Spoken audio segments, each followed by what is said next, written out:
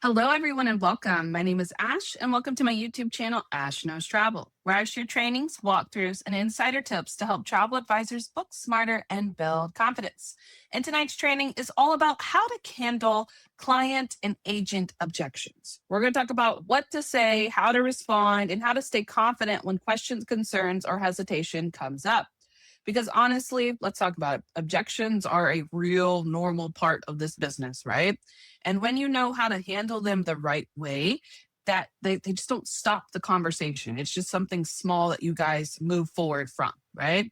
So we are going to talk about that exactly for tonight. And you should already know if you are live here, go ahead and comment hello in the chat so that I know that you are here. And if you happen to watch this on the replay, just go ahead and comment underneath the video replay so that I know that you stopped by. Yeah. All right, so let's go ahead and dive in and get started. And let's talk about how to handle client and agent objections. We're going to talk about decoding. That's what we're doing tonight. We are decoding hesitation to save the sale, and we're going to master the art of luxury travel advisory. Now, I know it's not necessarily luxury travel, but I'm talking about luxury travel advisory. We are advising them on a luxury level so that they don't have to feel any types of hesitations because we are confident in what we do. So before I get started, you guys already know I like to cover for what I'm doing for the rest of the month. So here you guys can see it. Tonight we're doing how to handle client and agent objections. Next week, I'm going to be doing new agent phase 1 and phase 2. And then on that Thursday, I'm going to talk about CLIA and IATAN. So if you just got your CLIA, you just got your IATAN, and you don't know what perks there are, all right, I got you. And then the following week, we're going to do CC Forum and Commission Hub because it's got an update that I love to talk about. CapCut, template videos, and then live travel Q&A, and then a downtown travel walkthrough to end us for the end of the month. All right, so let's go ahead and get started, shall we? Now, I want to hit you guys with some truth before I go into a deep dive on how to handle these objections. All right. The truth about objections are that our objections are not rejections. That can be a whole rhyme, right? Objections are not rejections. But anytime we see an objection, that's the automatic feel that we get as travel advisors, right? But honestly, they are signs of fear, uncertainty, and just interest. Okay. If they are still talking, you can still close. If they are asking you questions, it's because they're interested in it. And I feel like that is a huge set shift that we need to do as travel advisors, because when we hear rejections, not rejections, but oh, this is, what is this? What is that? I have questions. Like we automatically just get this fear, like, oh, man, I'm not going to do it. Right. We have to change that. And that is exactly what I plan on doing with you guys tonight. And I'm not going to only do it on a client level. I'm going to do it on an agent level too, because we face a lot of objections sometimes when we get new agents. And I want you guys to be confident in how to handle those as well. So with that, I want you to understand your role in what you're actually going to be doing while you are handling these objections. So your role is going to be a leader. I want you to lead the conversation.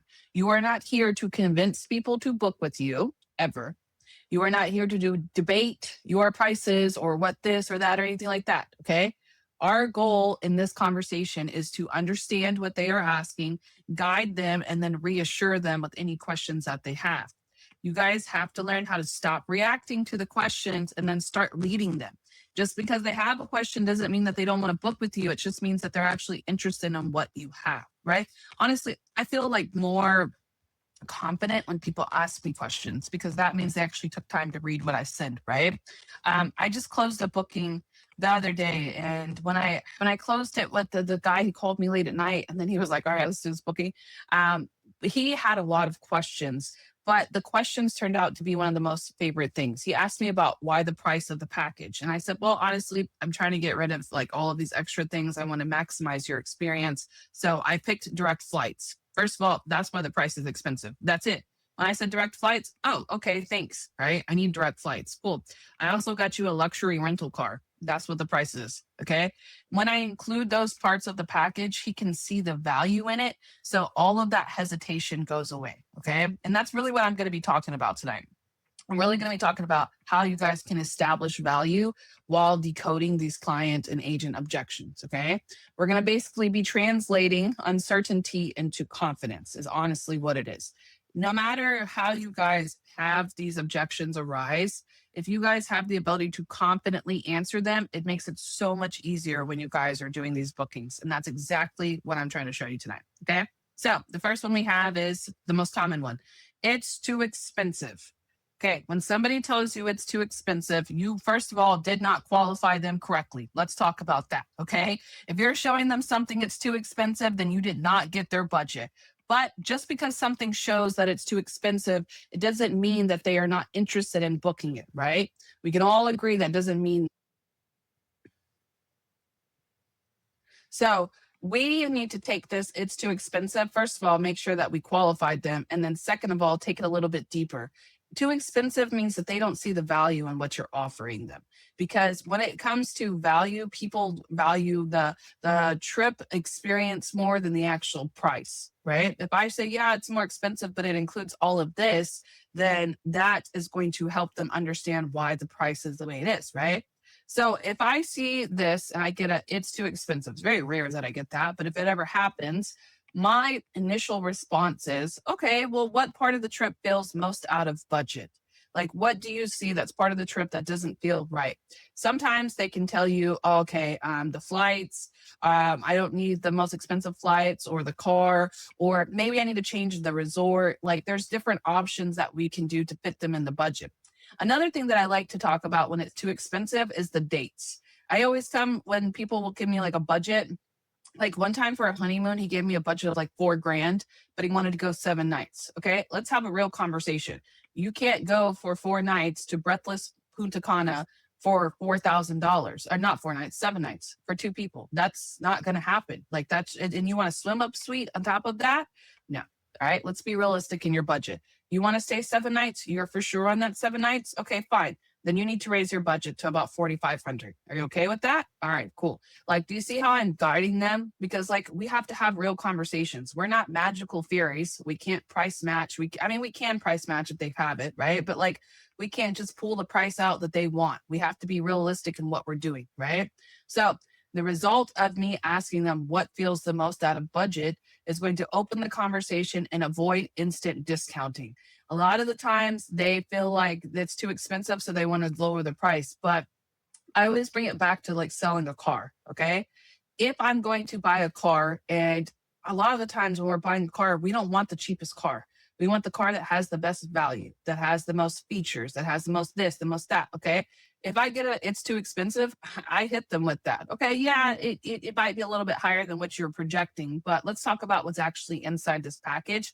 Because once you are able to see the value of what you're getting, you're going to realize it's not really expensive. It just actually has a lot of added features that you wouldn't find anywhere else, like Expedia, or if you were to just go book on your own, they don't have the ability to do all of this. Okay. Now, along with that too expensive, I want you guys to understand that you have to break down the package completely. If they're saying it's too expensive, they don't have any idea of what's included. So make sure you do that. Okay. Number two, I need to think about it. Yeah. I get this one. Sometimes if they say it, most of the time they'll just get quiet. And that is just like my normal red flag. Like if I send it and I don't really hear anything back after I've already communicated with them that I've sent it, then it's kind of like, ooh, let me touch base, right? A normal, I need to think about it is because they are unsure. They are unsure because something feels off. Okay. Now, when they say that, a lot of us just shut them down and go, okay, yeah, just let me know what you think. Let me know. Like, okay, we don't need to answer it that way. This does not mean it's a rejection. It's just something that they need to think about. If I'm investing $5,000 to $6,000 in a vacation, I need to think about it, right? My response, of course. What part are you still thinking through? Okay. This pulls out that real objection and kind of keeps me like in control of the conversation. Because if they feel unsure about something, I need to reassure them that it's worth the value. Okay. I can't find out that question if I don't ask it. And a lot of you guys are afraid to ask it. You just want to send the quote and hop off, book it, not book it, whatever you decide, right? But that doesn't always work when it comes to bookings, because sometimes we have big bookings that we need to process, and those people, they might need to think about it. Okay.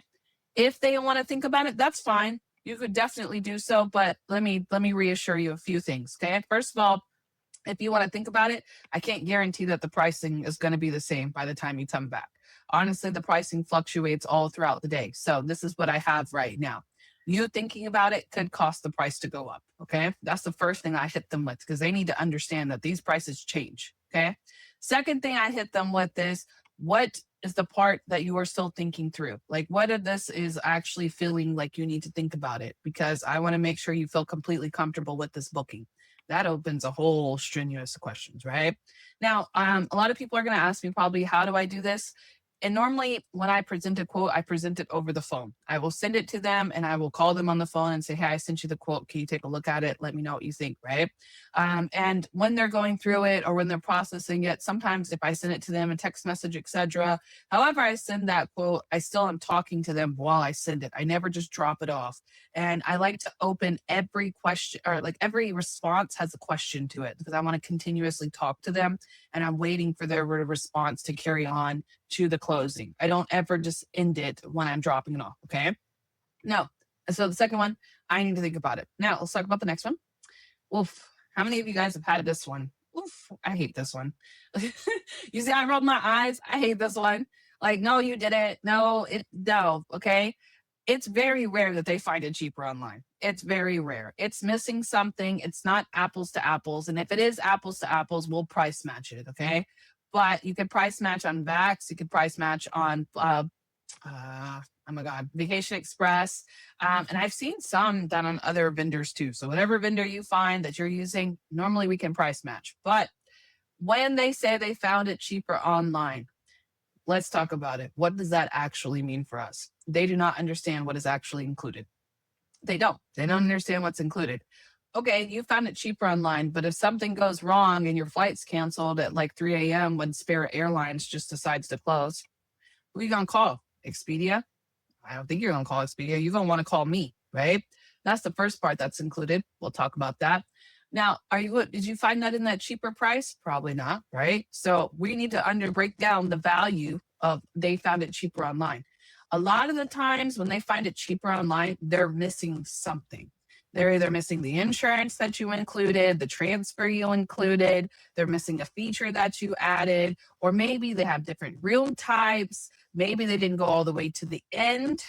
That's a big one. They just see a price, they screenshot it, send it to you. And a lot of the times, I'm going to be real honest with you, they didn't find it cheaper. They're price gouging you. They want to see if they can like get you to go lower. That's 90% of the time. One time, I'm going to tell you how far I took this one because these really irk my nerves. Do not tell me you have found it cheaper when I've sat here and did all of this work for you to find what you found. Okay. Yes, you may have found it cheaper, but I did all the research to tell you where to go. So no, you didn't find it cheaper. Right.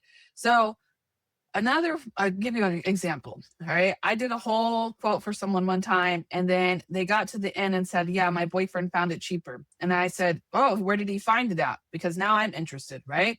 Where did you find it cheaper at? That's the first question I'm about to ask you because I want to price match it. I want to see what you found. And then the lady was like, oh, my boyfriend, he said he found it cheaper. We'll pull it up. Okay, fine. Nothing. I heard nothing. I said, oh, were you able to send me what you found? No, we're just going to go ahead and book it with you. Okay. All right. Right. like I bet you are going to book it with me. Right. So a lot of the times there's just missing pieces to this and that it's not actually that they found it cheaper because we normally either get it exactly or a little bit lower. So it's very rare. But a lot of the times it comes down to the fact that they're forgetting something or they're missing something. Okay. Now, when I cover this topic, all of you hop in my little chat box. Okay, I can't see it, but I know there's somebody in there probably saying, oh, well, I've had it several times. Right? Okay. If this happens to you, I want you to take it to your mentor or whoever you go to talk about travel. Don't do it yourself because a lot of the times we don't see everything. There's something in there that is not included. There's something missing. There's something that they're not telling you. Maybe they're using their points. Maybe they're using like Costco. Like there's something that they are not telling you, right? And a lot of the times, like when it comes to these cheaper bookings, is they're using like they might be using Costco or Amazon, their AMX points or whatever. Okay, Costco is exactly like us. It's also a travel agency owned by Costco. So if they're price matching, it's a good chance that they might be a little bit cheaper. In that case, price match it, right? But it's not supposed to happen all the time. It shouldn't be happening. And if it is, you need to go back to the person, your mentor, or whatever, and make sure that you're looking in the right locations, that you're looking at the right stuff, that you're not adding too much. Like there's a problem in the process. Okay. So do that deep research. Now, typically, when they say this, they don't understand what's actually included. So I'm about to go in there and really break it down for them. But I will respond with, do you want me to double check so nothing gets missed? Okay. Then I will ask them what they have. I'll have them send it to me and I'll do apples to apples to see if it works. Okay. This way, I'm avoiding arguing with them because I know what I present. I'm going to price check it before I send it to you. So there's no way that you found it cheaper. I'm not going to send you something that I can see significantly cheaper. I'm not going to put myself in that hole, right?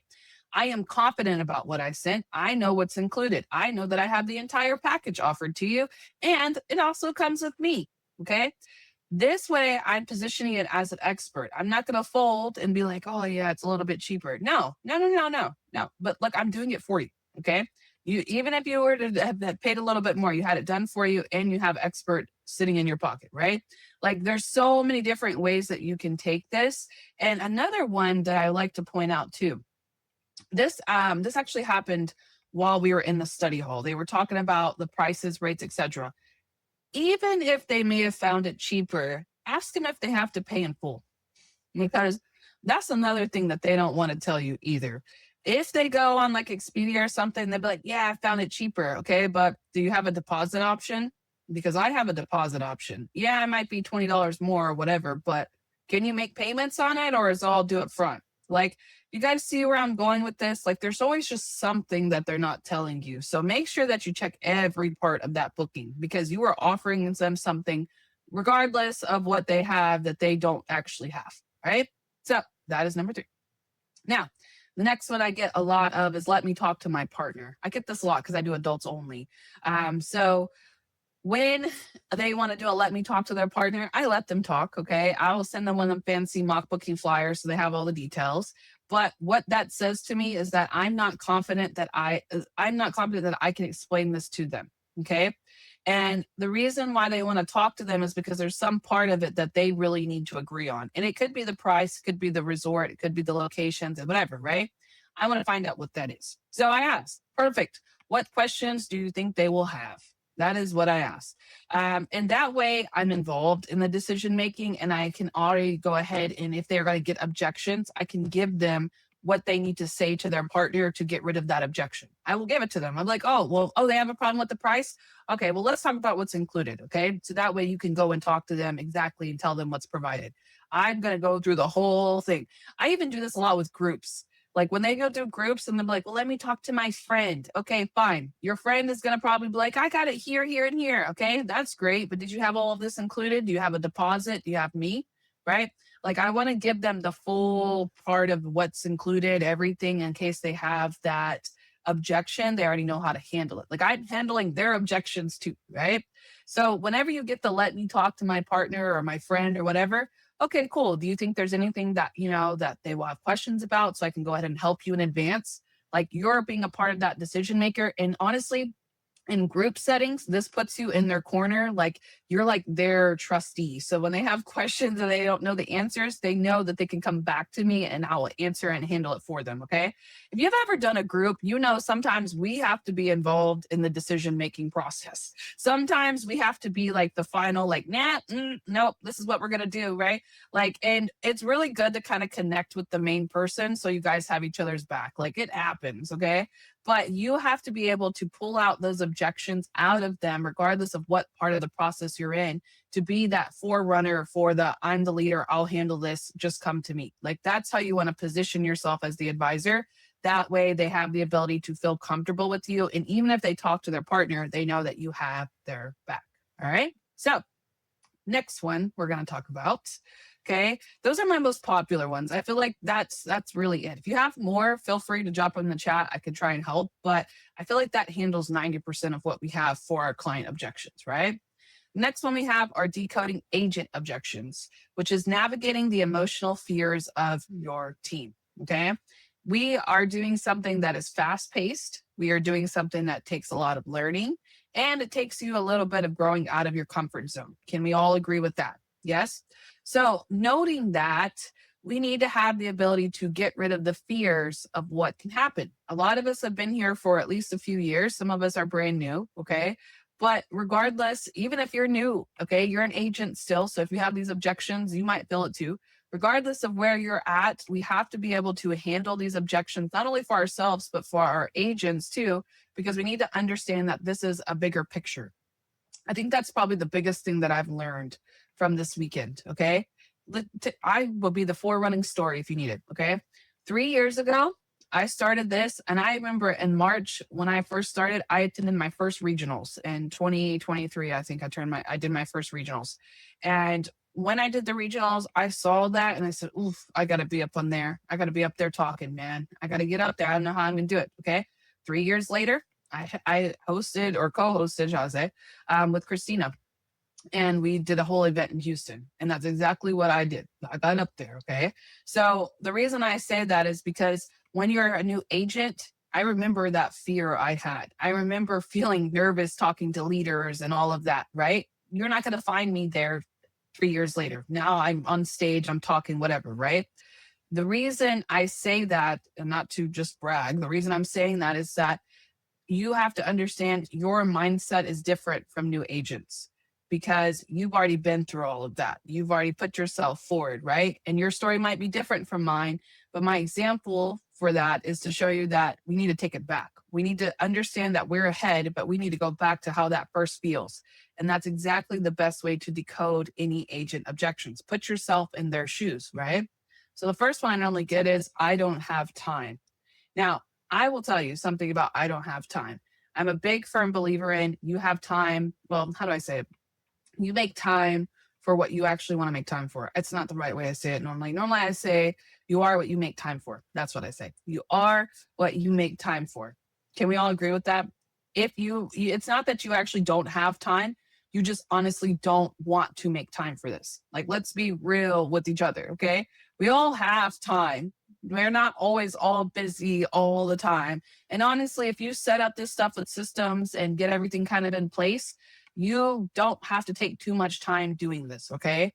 But the most common thing is that they feel like setting all it up, they're overwhelmed, they get on this process of doing this, doing that, they're learning, they're trying to market, like they have that overwhelming feeling, right? So what does it actually mean when they don't have time? What they're trying to tell me is that their schedule and life already feel completely full, okay? I will hit that objection and I will say, honestly, this is meant to create freedom and flexibility. This is not meant to create more work. Yes, the initial setup is a little bit of work, but once you get it set up and processing, it shouldn't take 90% of your day. Okay. Now, if it's taking 90% of the day, you need to reevaluate what you're doing, because it's not supposed to be that way. It's supposed to be something that we can put in place. We do throughout the day. Clients come to us, etc. Right? We have to reframe the commitment that they are doing to align with their lifestyle. So when I get this, I don't have time, I realize that I need to break it down.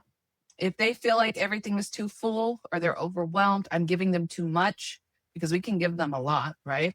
I have to break it down so that they are able to understand small parts of it. And I'll say, okay, you know what? This is meant to create flexibility. So let's just take it a little bit slower or break it down. For today, I just want you to do new agent phase 1. When you're done with that, let me know. Okay. That way they don't see all of it at once. A lot of us do this. A lot of us get new agents. We hand them packets and we say, all right, you let me know when you're done. Okay. You can't do that with an agent. It's just too much. It's overwhelming to them. It is. Okay. So I like to break it down. If you feel like you don't have time, I just want you to complete this and just let me know when you complete it. Okay. That way it's a smaller, like, okay, I'm gonna tell you, Christina, I love Christina Bertels. When we did our event in Houston, something that she said, when you're eating food, you take a bite at a time and then you swallow it and then you go back and take another bite, right? You're not taking all the bites at once. That's exactly what this is. You have to give them small tasks to complete so that they can see the bigger picture of what they're doing instead of just throwing it all out. All right. Number 2, you don't know enough. This is probably one of the most biggest misconceptions about the travel industry, is that you have to have a ton of experience and a ton of knowledge. Okay. When they say this to you, and a lot of the times is, I'm not ready to launch. I'm not ready to tell people. I don't know enough. I don't know this. Okay. What it really means is I'm afraid to look inexperienced or I'm afraid to mess up. Okay. We have to reassure them that they have everything that they need. Okay. And if they don't, we will help them. That is our biggest thing. We have to provide that reassurance and that guidance that in this event, you are going to have what you need. Okay. A lot of the times, this I don't know enough will stop agents in their tracks. It will stop them from ever going further. It will stop them from ever actually telling people because they have this fear. So my response naturally would be, yay, you have everything that you need. Okay. Even if you don't, I have the ability to show you what to do to get what you need. So you just need systems and support. You don't have to have everything. You don't have to know everything. We can find things out. We can do our first couple of bookings together.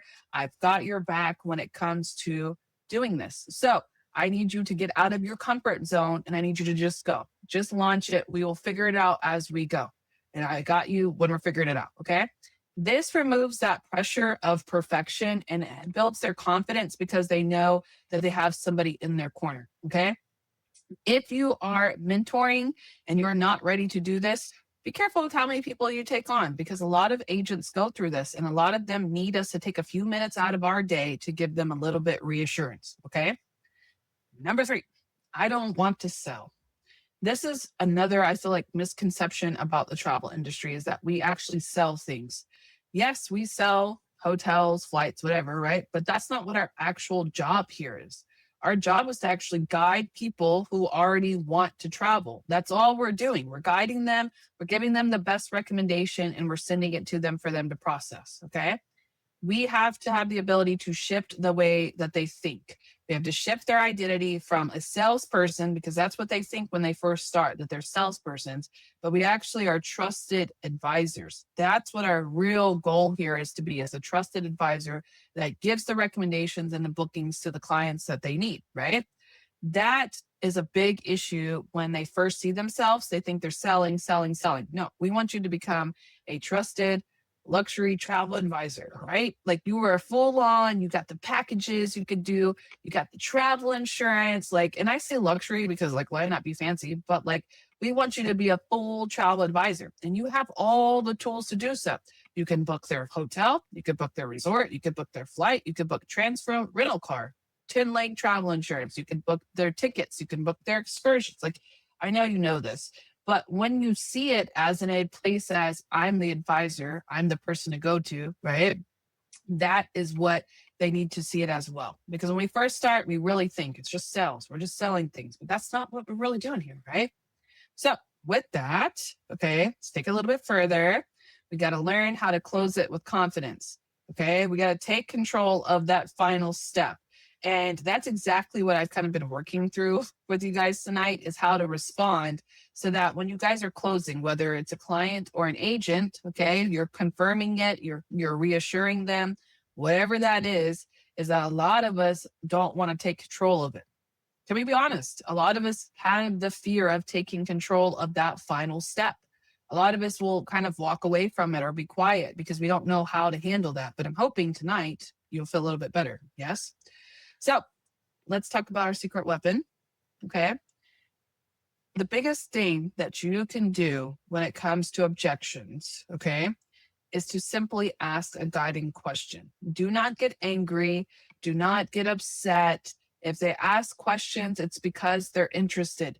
Now, another thing that David McCovey, listen, he just did so much knowledge in one day. I'm mind blown. Okay.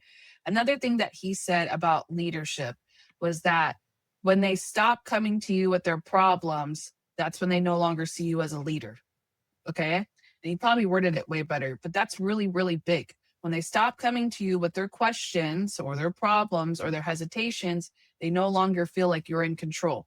So I always set the tone of asking a question to pull it out of them, to get more questions from them or more whatever I need to close it. Okay. I need them to ask me questions. Not only do I need them to ask me questions, but I need to give them questions to answer so I can pull out what the issues are. Okay. So anytime that I am doing something, at the end of what I'm doing, I ask this: does this make sense? Or are you ready to move forward? Or is there anything else I can help you with? Like, do you have other questions? Like, I need to ask a question, and I do this at the end of everything that I'm responding to continue that conversation. Okay. Listen to what it says. He who asks the questions controls the conversation. Can we agree with that? That's exactly how I handle it. Every time I'm going in there, that's the way I walk into it. I'm controlling this. I am the leader. I am the confident closer. I am the advisor. Okay. That way, when they hit me with objections, I feel it of more as, oh, they're trusting me, so they want to ask me questions instead of that like rejection feel that we normally get as advisors. Okay. So, my final thought for you guys that I want to leave you with, and then I hope I will see you guys back on Tuesday for New Agent Phase 2. But my final thought for tonight is price and experience do not close deals. They don't. The price and experience, it doesn't always close the deal. Okay. The way you connect with someone, your energy, your clarity on any questions that they have, and the way you lead that conversation is what actually closes the deal. Okay. If I were to go back when I first started, I wasn't a great closer. I mean, I closed deals, obviously, but I had to work a lot on closing the deal. I did. That was one of my faults, was following through. And that's why I train on it so hard, because I know this is a big issue for you guys, right? So when I learned how to really close, and it wasn't even really about learning how to close, it was actually learning my worth as an advisor. When I knew how much value I had, there's no questions. There's nobody questioning me. There's no nothing. This is what I have. You want it, you want it, you don't. Okay, bye. I'm going to go find another client, right? Like, that kind of confidence, honestly, is what kind of drives the closing, right? But that confidence comes with my energy, that comes with my clarity, because I know what I bring to the table, and I lead everything because I know that I can get you into this book. Okay. That way, I'm able to decode first, respond second, and then guide them home, hopefully to straight to closing the booking. That's what I really tried to do. Okay. So the next time that you are on one of those bookings, on one of your quotes, and somebody hits you with the question, this is what I want you to do. The first thing I want you to do is to decode.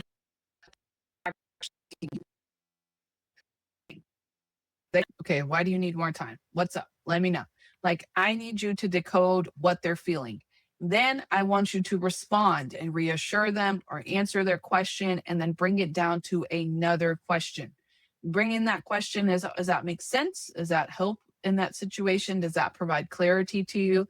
That way, you know that you answered all the questions to where you can bring it to the closing. And that is the goal, right? It's like a funnel. We get the questions, we respond, we bring them all the way down to closing, right? So that is exactly how I want you guys to handle it. That way, you're not sitting there just leaving it at that uncertain stage.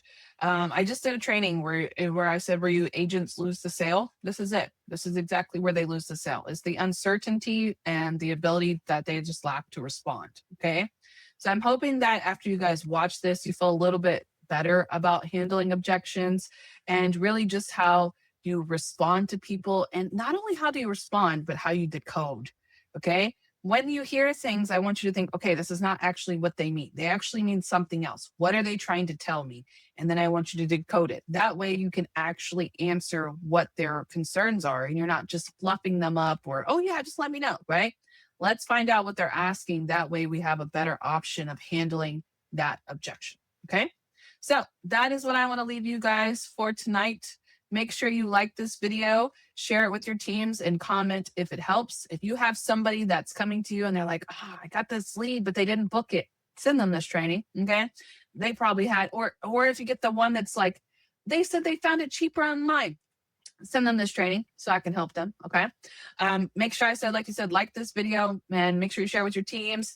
I'm going to head over to my studio now. If you guys have questions, please put them in the chat box. If you have questions and you're watching the recording, just comment on the video so I can see it. And if not, make sure you hop back on next Tuesday, where I'll be doing New Agent Phase 2. And Phase 2 is setting up your marketing, setting up where you promote yourself. I mean, I'm doing everything over there in Phase 2. Okay. It's like after orientation, it's like the initial startup. So if you are an agent that's kind of experienced, I would still suggest attending, just because I might show you something that you're missing. Yeah. So make sure you guys join me back on Tuesday at 5 p.m. Pacific, where I'll go over New Agent Phase 2. And for now, I'm going to head over to the chat box so I can answer any questions or anything that you guys have put in the chat. I will find it there, and I'll answer it for you. And then I will see you guys back on Tuesday. All right.